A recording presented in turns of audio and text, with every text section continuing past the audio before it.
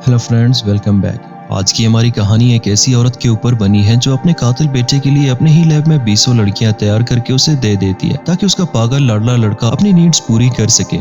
कहानी शुरू करने से पहले एक ही रिक्वेस्ट के वीडियो आखिर तक देखा करें। मूवी के शुरू में एक टब के अंदर से एक लड़की एशली को बाहर निकालकर उसे साफ करके कपड़े पहनाए जाते हैं। कुछ वक्त बाद जब एशली को बेडरूम में होश आता है तो स्पेंसर उसको देख रहा होता है। एशली को कुछ भी याद नहीं कि वो कौन है, लेकिन उसके सवालों के जवाब देने के बजाय स्पेंसर उसको वाइन देता है और एआई सिस्टम के जरिए गाना प्ले करता है, ये सोचकर कि शायद एशली को कुछ याद आ जाए, लेकिन उसको कुछ भी याद नहीं आ रहा होता। तो उसकी हालत को देखकर स्पेंसर उसको जमीन पर गिरा देता है और उसका सर जमीन पर मार के उसका गला दबाता हुआ उसको मार देता है। इसके बाद वो उसकी बॉडी को घर के बाहर एक टैंक में डाल देता है। जब उसकी माँ विक्टोरिया आती है तो उसको एशली की मौत पर बिल्कुल हैरत नहीं होती और वो स्पेंसर को एक नोटबुक देती है ताकि वो अपनी सोच लिख सके। स्पेंसर उससे वादा करता है कि वो बाद में जरूर लिखेगा और अपनी माँ को बताता है कि मरी हुई औरत बिल्कुल भी असली एशली जैसी नहीं थी। इसके बाद विक्टोरिया अपने घर में बनाई हुई अपनी लैब में जाके ये सोचती है कि उसने अपने एक्सपेरिमेंट में कहाँ गलती की है और उसके काम करते वक्त ही स्पेंसर वो नोटबुक दरवाजे के नीचे से उसको दे देता है। इस वक्त विक्टोरिया के पास स्पेंसर के बाप पार्कर की कॉल आती है, जिसके बाद वो दोनों मिलते हैं, जहां पार्कर उससे स्पेंसर के बारे में पूछता है, जिसके जवाब में विक्टोरिया उसे बताती है कि वो हर मुमकिन कोशिश कर रही है, लेकिन स्पेंसर कोई कोऑपरेट नहीं कर रहा। जब पार्कर उसे बोलता है कि स्पेंसर को हॉस्पिटल ले जाने की जरूरत है तो वो फौरन बोलकर मना कर देती है कि वो नहीं चाहती कि उसका बेटा उससे दूर हो जाए और वो उसकी हिफाजत खुद करना चाहती है। पार्कर उसको बोलता है कि जनरल में ज्यादा मालूमात नहीं, इसलिए उसको जरूरत है कि वो स्पेंसर को कत्ल करते हुए देख ले। तो बिना स्पेंसर को पता लगे विक्टोरिया उसके कमरे में कैमरे लगा देती है और अपना काम शुरू कर देती है।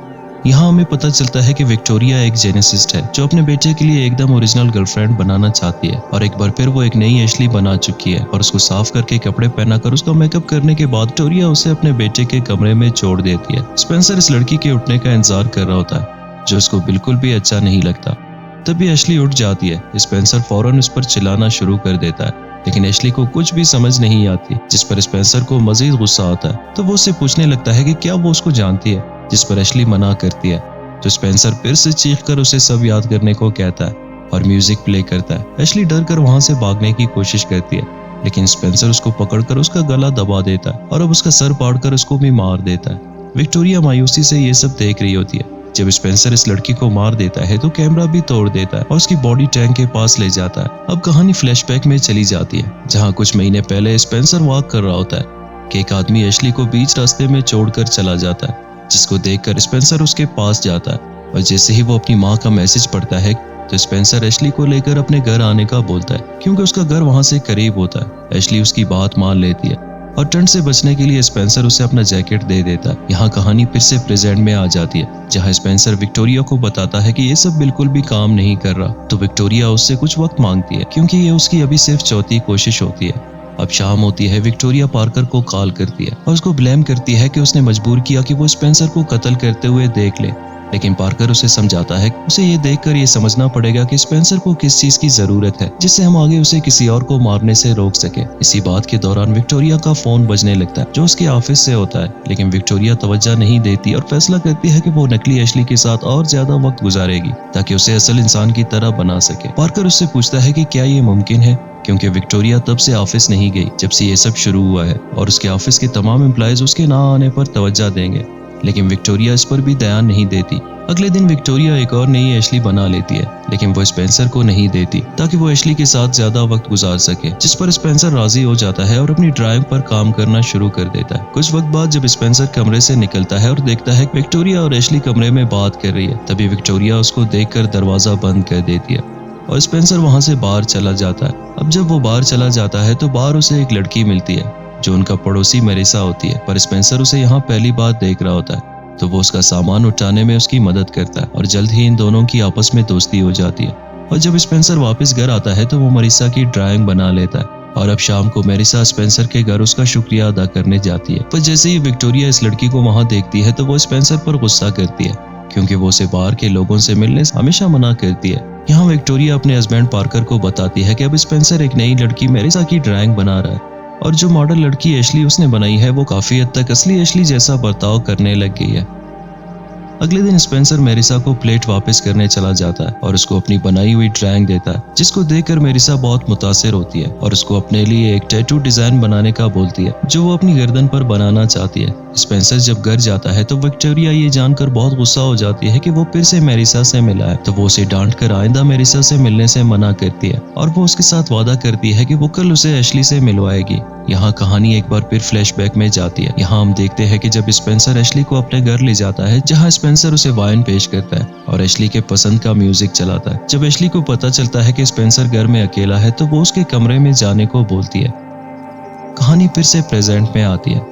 यहाँ विक्टोरिया ने एशली को समझाती है कि स्पेंसर दूसरे लोगों से थोड़ा अलग है, तो वो उसको जानने के लिए उसकी पसंद नापसंद पूछे। उसके बाद वो उसको स्पेंसर के पास छोड़कर जाने का ड्रामा करके कमरे के बाहर उनकी बातें सुनने लगती है, जहाँ स्पेंसर एशली की फेवरेट म्यूजिक प्ले करता है और दोनों साथ में वाइन पीने लगते हैं। तभी एशली स्पेंसर की ड्राइंग देखकर उसकी तारीफ करने लगती है, लेकिन जब वो अपने ही चेहरे के अजीब स्केच देखती है तो घबरा जाती है। तो स्पेंसर उससे स्केच बुक ले लेता है और उसके साथ डांस करते हुए सवालात करने लगता है। और जब स्पेंसर को अंदाजा होता है कि इस लड़की को कुछ भी याद नहीं, तो वो उसका गला दबाने लगता है।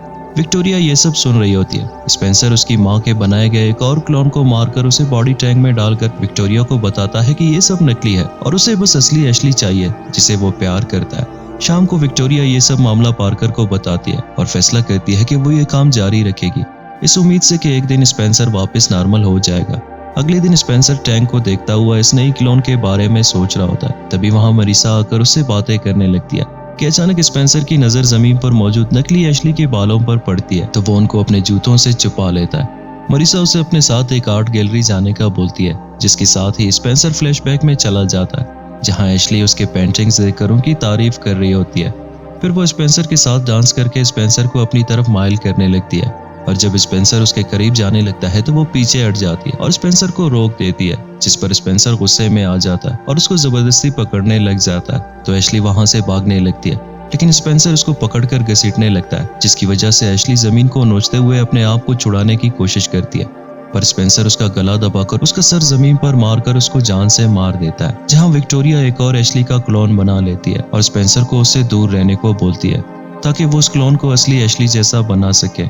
यहाँ विक्टोरिया उसे बताती है कि उसका एक्सीडेंट हुआ था और उसे इनके साथ रहना पड़ेगा जब तक उसे अपने घर के बारे में सब कुछ याद ना आ जाए। और फिर विक्टोरिया एशली को स्पेंसर के बचपन की एक वीडियो दिखाती है, जब स्पेंसर के पास 2 डॉग्स होते हैं जिनमें से एक मर जाता है। विक्टोरिया एशली को इस डॉग का कब्र दिखाती है, जिस पर एशली अफसरदा होकर विक्टोरिया को गले लगाती है। स्पेंसर खिड़की से देख रहा होता है और उसी वक्त हम वापस फ्लैशबैक में जाते हैं, जहाँ इस रात विक्टोरिया जब घर आती है और एशली की बॉडी देखती है तो वो स्पेंसर को थप्पड़ मारती है और बोलती है कि उसको लगा था कि वो शायद ठीक होने लगा है। ये जानते हुए भी कि अपने डॉग को उसने खुद मारा था, तब स्पेंसर उससे वादा करता है कि एशली को किसी ने नहीं देखा, जिस पर विक्टोरिया एशली की बॉडी अपने लैब में ले जाकर खत्म कर देती है। कहानी फिर से प्रेजेंट में आती है, जहां आर्ट एग्जीबिशन वाले दिन स्पेंसर मेरिसा को बताता है कि ये उसका पहली दफा है कि वो इस तरह बाहर आकर कोई एग्जीबिशन देख रहा है, क्योंकि वो स्कूल के जमाने से ही अपने घर के अंदर रहता है। और इस सब की वजह एक हादसा है, जहां स्पेंसर अपने दोस्तों के साथ माउंटेन पर खेल रहा होता है कि गलती से उसके हाथों से कोई पहाड़ से नीचे गिर जाती है, जिसकी वजह से उसकी माँ उसे कभी बाहर नहीं जाने देती। मेरिसा सोचती है कि स्पेंसर की एक गलती की वजह से उसकी माँ ने जो भी उसके साथ किया वो गलत है।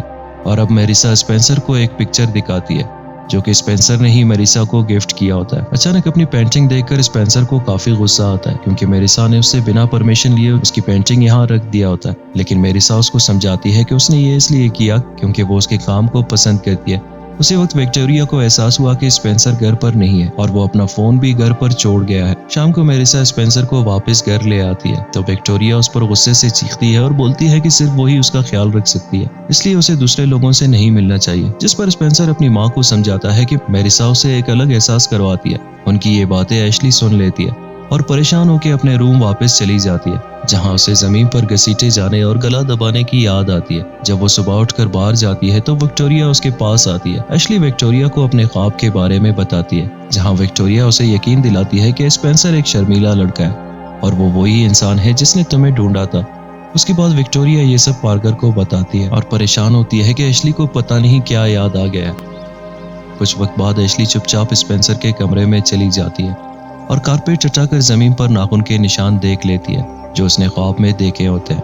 इसके बाद वो स्पेंसर की ड्राइंग चेक करती है और वो उसके बुक में जब अपनी शक्ल देखती है तो उसका बुक उठाकर अपने साथ कमरे में ले जाती है। जब वो अपने कमरे में स्केच बुक देख रही होती है तभी वहां दरवाजे पर विक्टोरिया आ जाती है, तो एशली स्केच बुक छुपा लेती है। कुछ देर बाद स्पेंसर विक्टोरिया को बताता है कि वो ये सब नहीं कर सकती, वो भी एक नॉर्मल जिंदगी जीना चाहता है और दोस्त बनाना चाहता है, लेकिन विक्टोरिया उसकी बात सुनकर मना कर देती है और वो उसको बोलती है कि वो बचपन से ही बहुत ही गुस्सीला इंसान है। लेकिन अगले दिन मेरिसा जो कि उनके घर में झांक रही होती है, विक्टोरिया और एशली को गार्डन में बैठा देखकर जल्दी से उनकी तस्वीर खींच लेती है, पर तभी फोन बजने लगता है जिसकी आवाज विक्टोरिया सुन लेती है। लेकिन जब तक वो देखने जाती है मेरिसा वहां से जा चुकी होती है। विक्टोरिया को अपने ऑफिस से फोन आता है जहां उसके काम पे ना आने की वजह से सब लोग बहुत गुस्सा होते हैं, जिसकी वजह से विक्टोरिया के पास कोई और रास्ता नहीं रहता और उसे एक मीटिंग पर जाना पड़ता है। यहाँ स्पेंसर को मालूम होता है कि उसके स्केच बुक गायब है, पर विक्टोरिया उसे बताती है कि वो एशली को उसके कमरे में बंद करके मीटिंग पर जा रही है। यहाँ मेरिसा एशली के बारे में इंटरनेट पर सर्च करके चौंक जाती है। जब उसे मालूम होता है कि वो एक क्रिमिनल है तो वो उसकी सारी इंफॉर्मेशन स्पेंसर को मैसेज करती है, लेकिन स्पेंसर का फोन विक्टोरिया से कनेक्टेड होता है, जिसकी वजह से वो मैसेज विक्टोरिया के पास भी चला जाता है, जिसको पढ़कर वो बहुत परेशान हो जाती है और अपनी मीटिंग को छोड़कर घर आने का फैसला करती है। कुछ देर बाद एशली आखिरकार फिर से उसकी स्केच बुक देखने लगती है और वो देखती है कि किस तरह हर पेज पर उसकी तस्वीर और खराब होती जा रही है, तो वो गुस्से में स्केच बुक फेंक देती है। यहाँ मेरिसा चुपचाप उनके घर में घुस जाती है क्योंकि स्पेंसर उसे जवाब नहीं दे रहा होता, तो वो सोचती है कि एशली जो कि एक क्रिमिनल है ना जाने स्पेंसर के साथ क्या कर रही होगी, लेकिन स्पेंसर उसे अपने घर में देखकर पागल होकर उस पर हमला करता है। मेरिसा अपनी जान बचाने के लिए शराब की बोतल लेकर स्पेंसर के सर पर मारकर वहां से भागने की कोशिश में पुलिस को कॉल करती है और यहाँ एशली को अपने कमरे में एक हथौड़ा मिल जाता है, जिसकी मदद से वो दरवाजा तोड़कर बाहर निकल जाती है, जहाँ वो देखती है कि स्पेंसर मेरिसा को फर्श पर पटक कर एक कांच के टुकड़े से उसे मार देता है। उसी वक्त बाहर किसी गाड़ी की आवाज होती है, जिसे सुनकर एशली जल्दी से लैब में घुस जाती है, जहाँ वो सारी चीजें देखती है जो खुद उसको बनाने के लिए इस्तेमाल किए गए होते हैं।